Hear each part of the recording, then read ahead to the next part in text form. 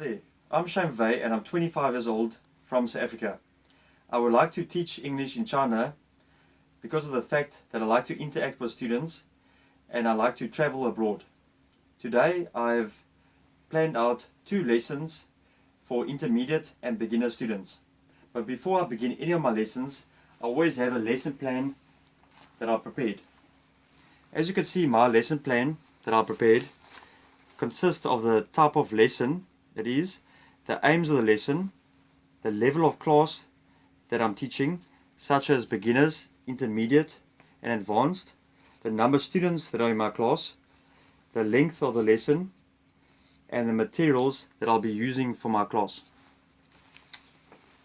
So let's start the first lesson that I prepared. This one is for intermediate students. This lesson will basically teach the learners of how to identify prepositions. So as you can see, the materials that I have is a pencil and a jar. So if I put the pencil on top of the jar, I will then repeat to the students in the class that the pencil is on top of the jar. Then if I put the pencil at the bottom of the jar, then I'll tell the students that the pencil is at the bottom of the jar. And then basically the students have to repeat what I'm saying and also identify which position is the pencil. So that is the first lesson that I have prepared.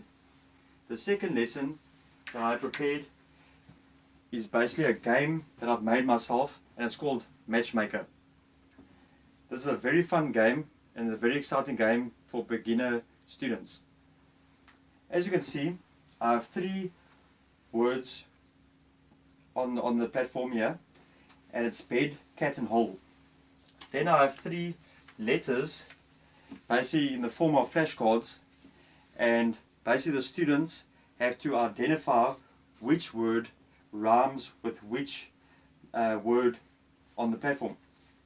So as you can see, bed will then rhyme with red, and then the students will have to identify that red rhymes with bed.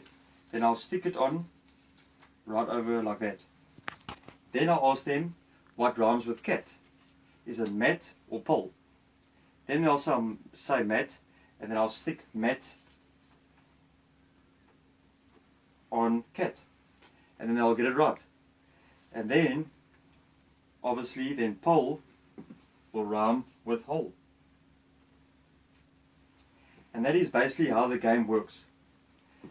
So thank you very much for watching this video, and I would like to hear from you soon.